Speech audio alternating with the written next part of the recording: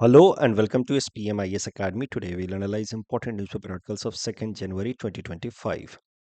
Please note you can download the PDF version of today's newspaper analysis by clicking the link given in the comment section.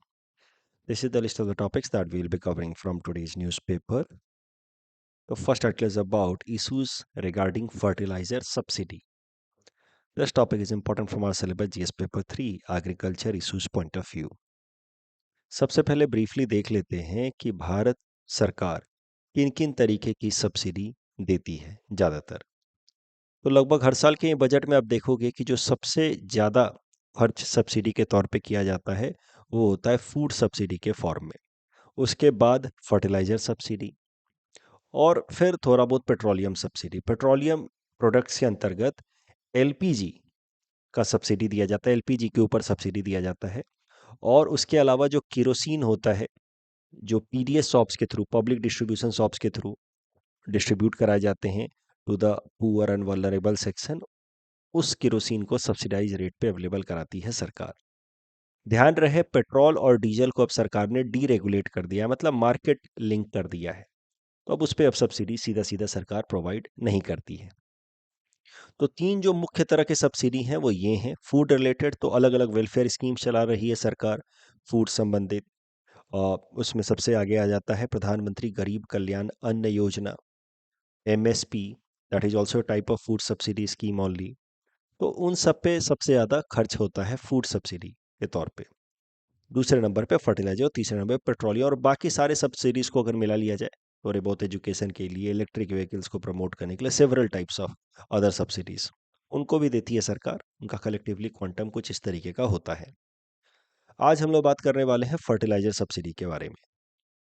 तो fertilisers की अगर बात की जाए तो they are supplied to the plants in order to fulfil their nutrient requirement. अभी जो plants या जो क्रॉप्स होते हैं उनकी जो न्यूट्रिएंट रिक्वायरमेंट होती है वो मेनली दो तरह की होती है। मैक्रो या मेजर न्यूट्रिएंट, वो तीन होते हैं mainly: nitrogen, phosphorus, potassium, short में कहें तो एनपीके। और फिर होते हैं माइक्रो। माइक्रो में तमाम आ जाएंगे calcium, iron, magnesium, zinc, sulphur, ये सब माइक्रो न्यूट्रिएंट्स हैं या सेकेंडरी न्यूट्रिएंट्स हैं।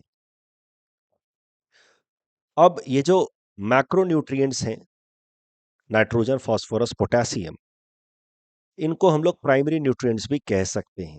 They are required by all types of crops. That is why जो फर्टिलाइजर्स होते हैं मेनली उसमें यही तीन तरीके के न्यूट्रिएंट्स होते हैं। बाकी माइक्रो या सेकेंडरी न्यूट्रिएंट्स भी होते हैं, but these nitrogen, phosphorus, potassium are the key constituents of almost all major fertilizers. Bharat के अंदर जो दो सबसे ज़्यादा बेचे जाने वाली फर्टिलाइजर हैं वो है यूरिया और di ammonium phosphate, DAP. Urea के बैग पे ऐसा लिखा रहता है 4600। सिंपली मीन्स कि इसके अंदर 46% नाइट्रोजन है जबकि फास्फोरस और पोटेशियम नहीं है। डैप के बैग पे लिखा रहता है 1846। इसका मतलब है कि 18% नाइट्रोजन है और फास्फोरस 46% है, पोटेशियम नेग्लिजिबल है या नहीं है।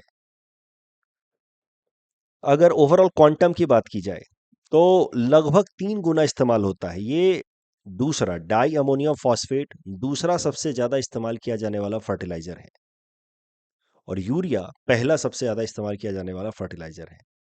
बट अगर यूरिया और डाई अमोनियम फॉस्फेट में भी हम कंपैरिजन करें तो डाई अमोनियम फॉस्फेट की तुलना में यूरिया उसके 3 गुना से भी ज़्यादा हर साल इस्तेमाल करते हैं हमारे farmers.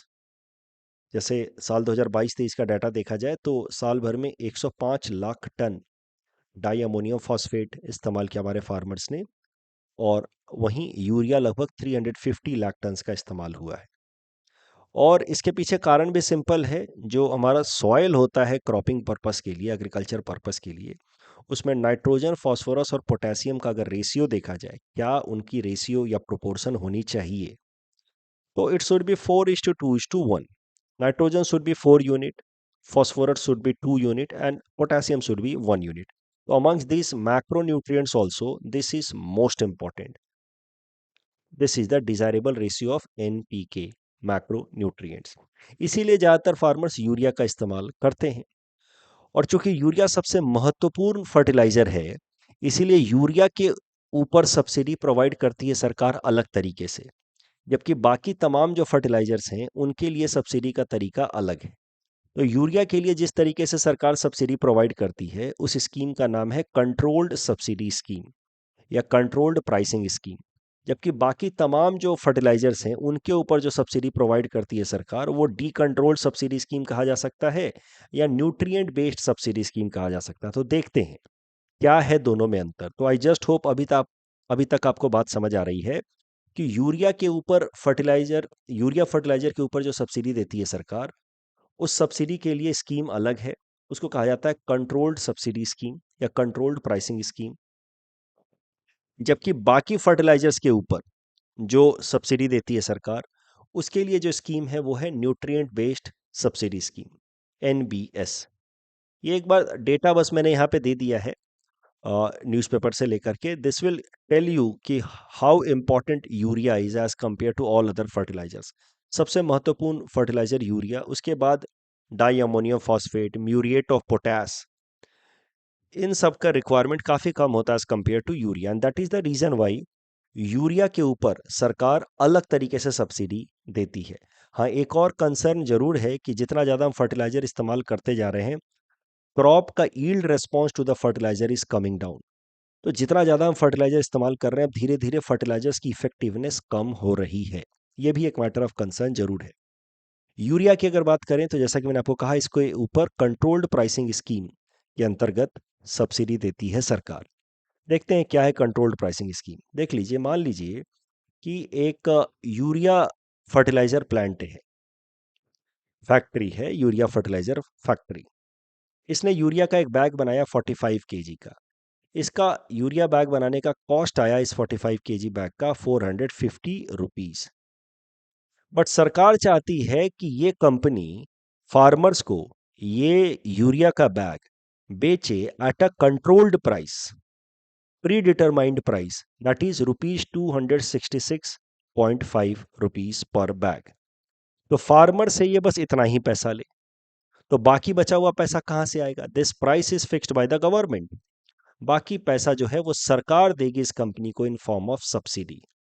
The subsidy will be the differential amount 450 rupees minus 266.5, that is 183.5 rupees will be given by the government to this company per urea bag. The point is कि MRP is fixed by the government.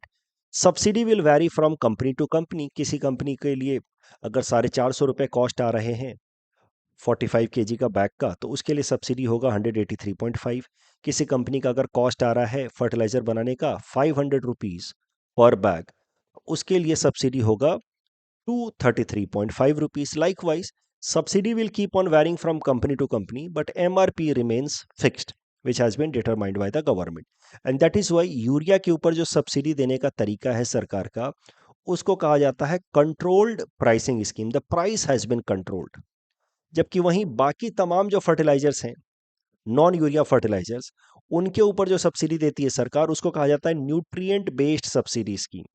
For example die ammonium phosphate या muriate of potash के ऊपर nutrient based subsidy scheme apply होता है। मतलब सरकार ने पहले ही अनाउंस कर दिया है कि इस फर्टिलाइजर के अंदर इतना अगर नाइट्रोजन होगा तो पर केजी नाइट्रोजन पे हम इतना सब्सिडी देंगे, पर केजी पोटेशियम पे इतना सब्सिडी देंगे। मैं समझाने के लिए बता रहा हूँ कि मान लीजिए कि एक 100 केजी का बैग है फर्टिलाइजर का, उसमें 10 केजी नाइट्रोजन है, 20 केजी फॉस्फोरस है, 20 केजी पोटेशियम है, बाकी सब अलग अलग कंपाउंड है।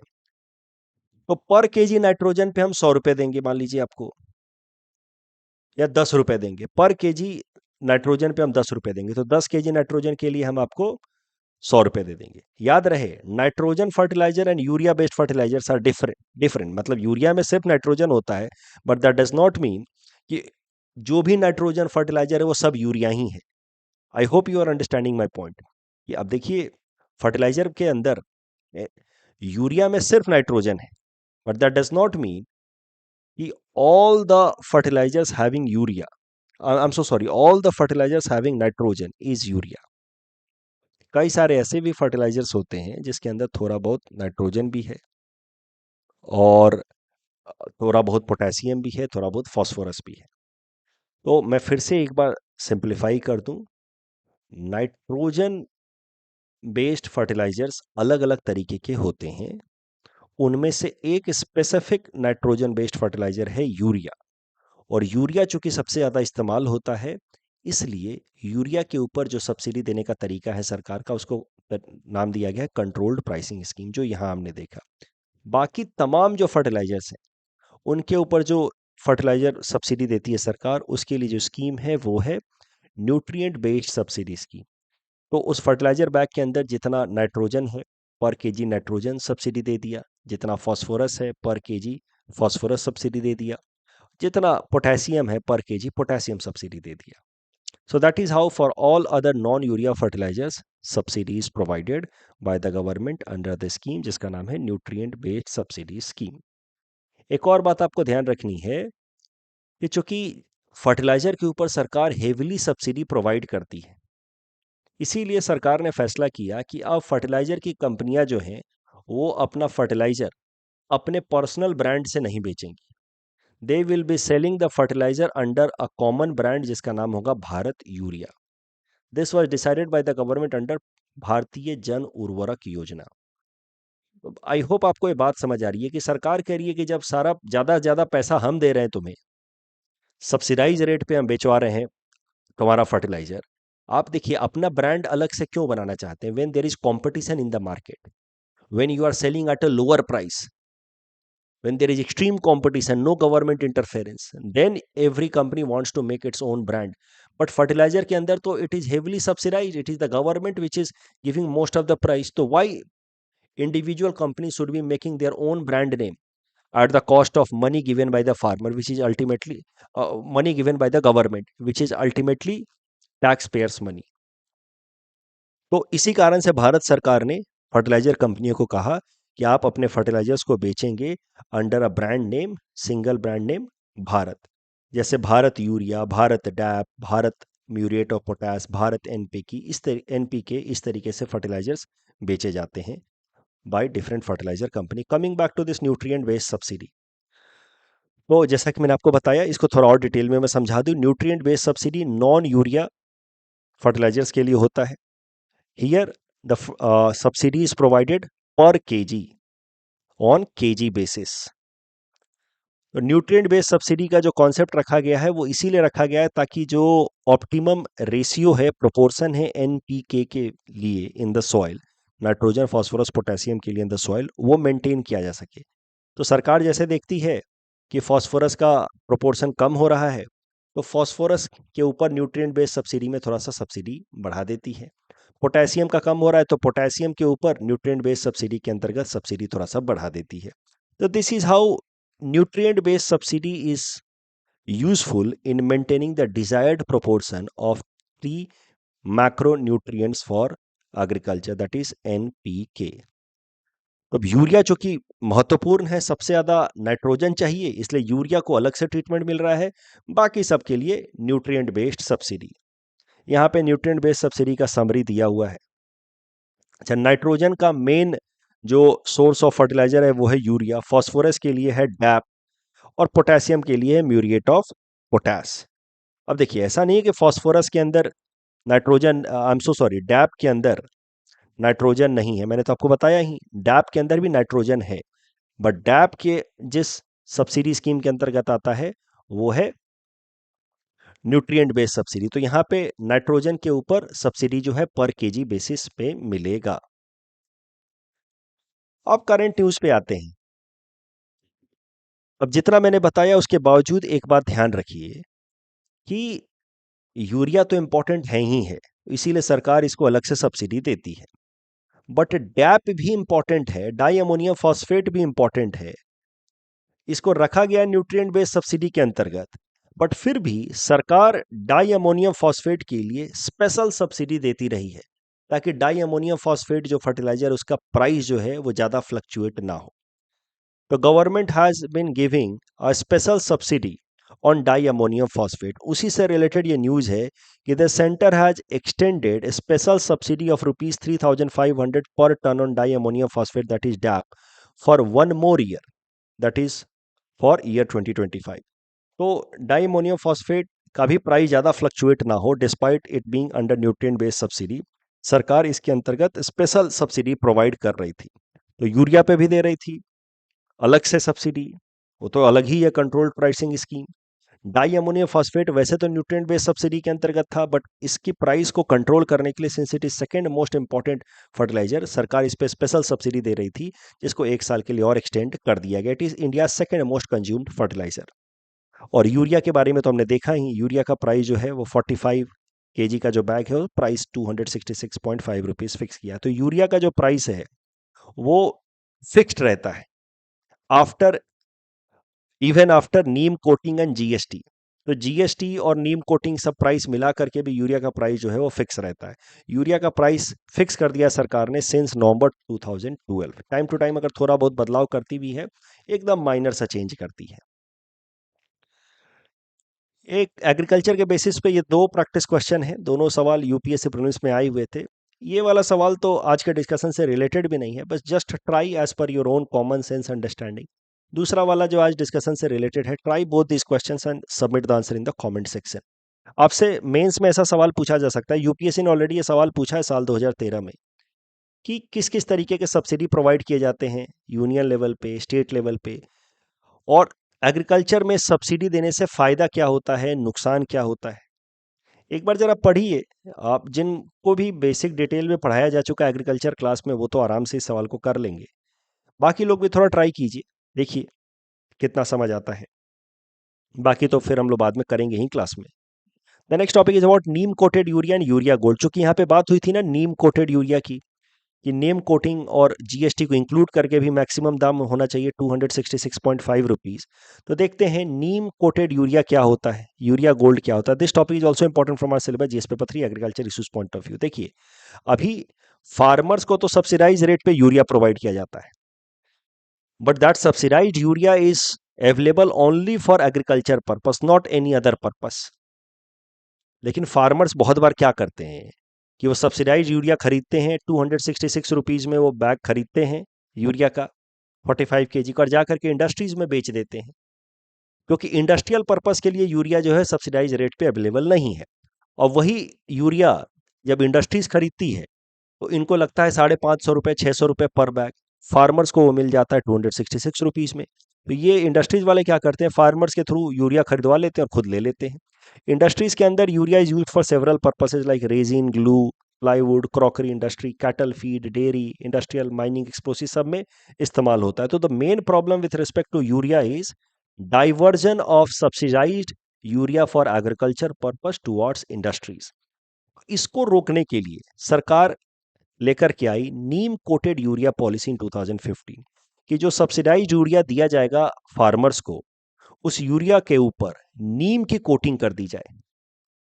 तो सरकार ने नियम बनाया कि जिन कंपनियों को भी यूरिया के ऊपर सब्सिडी चाहिए, जो भी कंपनी यूरिया के ऊपर सब्सिडी चाहती है, उसको अपनी यूरिया को नीम कोट करके बेचना होगा। Minimum 75% of their urea production must be neem coated, minimum 75%, it can go up to 100% also. अब नीम कोटिंग से दो फायदा हो गया, एक तो नीम जो है ऊपर से यूरिया के ऊपर से जब कोट कर दिया हमने, तो क्रॉप के लिए पेस्टिसाइड का भी काम करेगा, प्लस नीम कोटेड यूरिया हो गया तो इंडस्ट्रीज उसका इस्तेमाल नहीं कर पाएंगी क्योंकि उसके ऊपर नीम लगा हुआ है। तो ये फायदा है नीम कोटेड यूरिया का। अच्छा, पिछले साल, यानी पिछले साल मतलब 2023 में, अब तो 2025 शुरू हो गया, सरकार एक और नए तरीके के यूरिया को लॉन्च किया था। सरकार ने, सरकार की कंपनी जो इफ्को है, यूरिया प्रोडक्शन कंपनी, इफ्को ने लॉन्च किया था। वो जो नया यूरिया, उसका नाम दिया गया था यूरिया गोल्ड। इसमें यूरिया के ऊपर सल्फर कोटिंग करके रिलीज किया जा रहा था। सल्फर कोटिंग करने से और ज्यादा क्या फायदा हो जाता है कि वो जो यूरिया का रिलीज है, जब आप यूरिया के ऊपर सल्फर कोटिंग कर देते हो और जब उस यूरिया का इस्तेमाल करते हो आप एग्रीकल्चर में फर्टिलाइजर पर्पस के लिए, तो the release of urea to the crops root becomes very slow. Slow होने से क्या होता है, क्रॉप्स को धीरे धीरे धीरे धीरे यूरिया मिलता रहता है और क्रॉप्स उसको आराम से डाइजेस्ट या एब्जॉर्ब करते रहते हैं। तो इस कारण से यूरिया की जो यूज एफिशिएंसी है वो काफ़ी बेहतर हो जाती है when we coat urea with sulphur. And urea coated with sulphur has been named urea gold. तो कई सारे मामलों में urea gold is better than neem coated urea, क्योंकि वो धीरे धीरे यूरिया रिलीज करता है। But the only benefit of neem coated urea over urea gold is that neem in neem coated urea provides pesticidal properties which is not there in urea gold.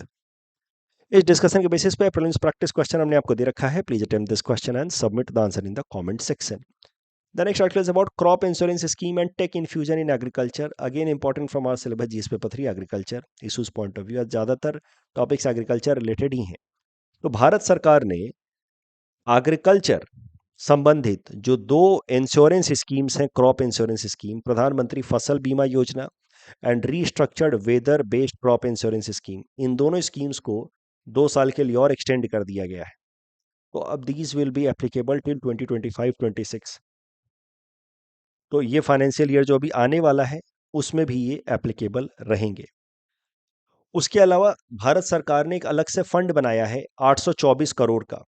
इस fund का इस्तेमाल किया जाएगा एग्रीकल्चर के अंदर टेक्नोलॉजिकल इंटरवेंशन करने के लिए, टेक बेस्ड इंटरवेंशन करने के लिए। खासकर ये जो क्रॉप इंश्योरेंस स्कीम्स हैं, इनके अंदर जब भी क्रॉप डैमेज होता है तो जल्दी से जल्दी टेक बेस्ड सर्वे करके फार्मर्स को कंपनसेशन दिलाने के लिए इन टेक्नोलॉजीज का इस्तेमाल किया जाएगा।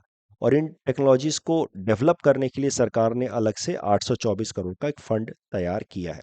तो पहले प्रधानमंत्री फसल बीमा योजना जल्दी से रिवाइज कर लेते हैं। वैसे तो हमने लास्ट ईयर यानी कि 2024 के जुलाई में इसको पढ़ा था।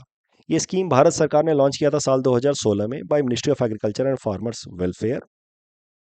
It is a crop insurance scheme. तो अगर फसल खराब हो जाती है फार्मर्स की, तो उस केस में फार्मर्स को इंश्योरेंस का सम या अमाउंट मिलेगा जो उनको उनके डैमेज के अगेंस्ट प्रोटेक्शन देता है।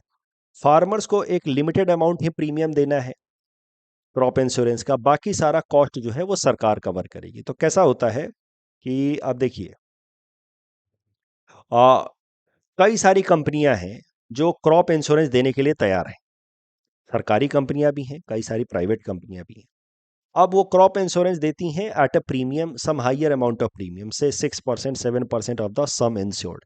कि 1 लाख का क्रॉप है, मान लीजिए कि एस्टिमेशन किया हमने, तो अंदाजा लगा कि यहाँ पे 1 लाख का क्रॉप आएगा। ये 3 साल का एवरेज लेकर के सम अमाउंट निकाला जाता है कि इस लैंड पे 1 लाख का क्रॉप अगले सीजन में आएगा। अब कंपनी ने इंश्योरेंस देने के लिए 6% प्रीमियम लिया, तो 1 लाख का 6% 6,000 रुपये प्रीमियम देने होंगे। लेकिन फार्मर को सिर्फ 2% ही देना है if it is kharif crop, सिर्फ 1.5% ही देना है if it is rabi crop, और 5% देना है if it is a horticultural crop, और बाकी सारा पैसा सरकार देगी।